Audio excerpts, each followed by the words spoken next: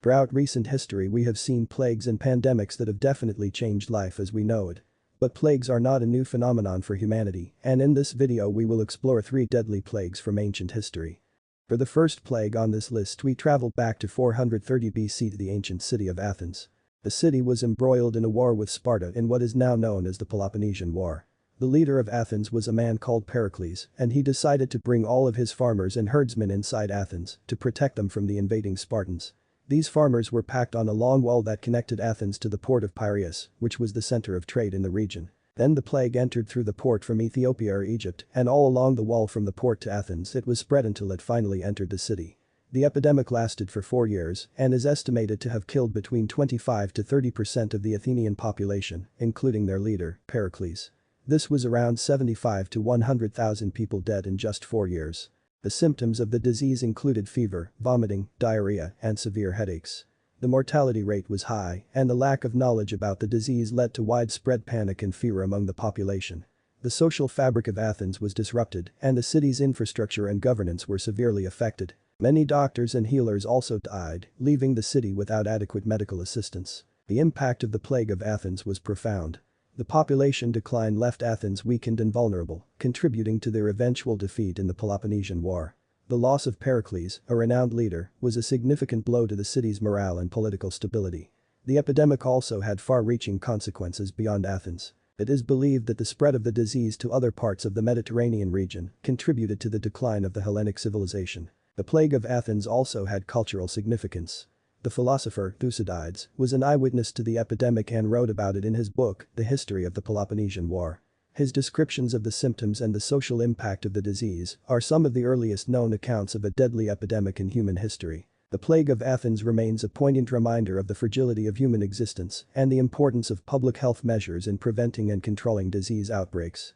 Now we fast forward 700 years to 165 AD, and Rome is dominating the Mediterranean. The population of the Roman Empire at this time is estimated at 60 to 70 million people. This plague is known as the Antonine Plague, also known as the Plague of Galen. This pandemic ravaged the Roman Empire for 15 years during the reign of Marcus Aurelius and killed between 1 and 5 million people. The exact cause of the plague is still unknown, but it is widely believed to have been smallpox or measles. The pandemic is thought to have originated in the east and spread to the west, affecting both the Roman army and the civilian population. The Antonine Plague had a significant impact on the Roman Empire. It killed millions of people, including Marcus Aurelius himself, who died of the disease in AD 180. The plague caused widespread panic and social unrest, as well as a decline in trade, agriculture, and the economy. The death toll was so high that it also had an impact on the military strength of the empire. The Roman army lost a significant number of soldiers, which weakened the empire's ability to defend itself against its enemies. The Antonine Plague had other important effects on history as well. It is believed to have contributed to the eventual decline of the Roman Empire by weakening its economy, military, and social structure. The disease may also have played a role in the spread of Christianity. During the pandemic, Christians were often seen as more compassionate and caring than their non-Christian counterparts, as they tended to the sick and dying.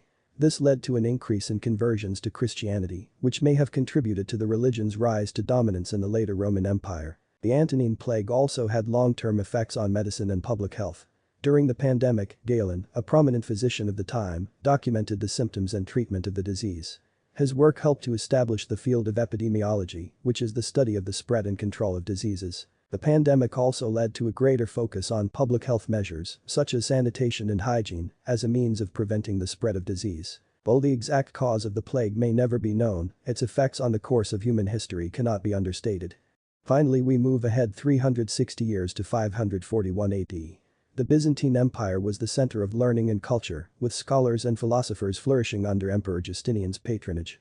The emperor himself was known for his love of knowledge and his patronage of the arts. Byzantine art, architecture, and literature flourished during this period, and the empire continued to produce great works of art and literature long after Justinian's reign. Despite its power and wealth, however, the Byzantine Empire was not immune to the ravages of disease.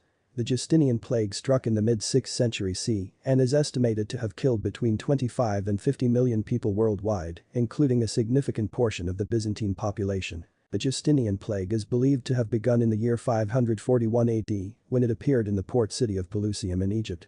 From there, it spread rapidly throughout the Eastern Roman Empire and beyond, reaching Constantinople in 542 AD. The city was hit particularly hard, with some estimates suggesting that up to 5,000 people died per day at the height of the epidemic. The disease continued to ravage the empire for several years, with outbreaks occurring as late as the 8th century. The plague is believed to have originated in Central Asia and spread to Europe, Africa, and the Middle East, causing widespread devastation and claiming millions of lives. The exact cause of the plague is still unknown, but it is thought to have been caused by the bacterium Yersinia pestis, which is responsible for the Black Death that struck Europe in the 14th century. The impact of the Justinian plague on history was significant. The pandemic had a profound effect on the economy, society, and culture of the Byzantine Empire. The massive loss of life caused by the plague led to a severe labor shortage, which in turn led to a decline in agricultural productivity and a rise in food prices. This had a domino effect on the economy, leading to inflation, economic instability, and social unrest. The plague also had a profound impact on the military, as soldiers were unable to fight due to illness and death. This weakened the military power of the empire and made it vulnerable to external attacks. Many people saw the plague as a punishment from God, and this led to a rise in religious fervor and a decline in the popularity of pagan beliefs. The plague weakened the empire and contributed to its eventual decline, as it struggled to recover from the devastating loss of life and economic disruption caused by the epidemic. These outbreaks throughout ancient history are a connection to our past now more than ever. Given recent events, these plagues show us that we are not so different from those that have come before, and we can learn a great deal from them. Thank you for watching. Subscribe for more.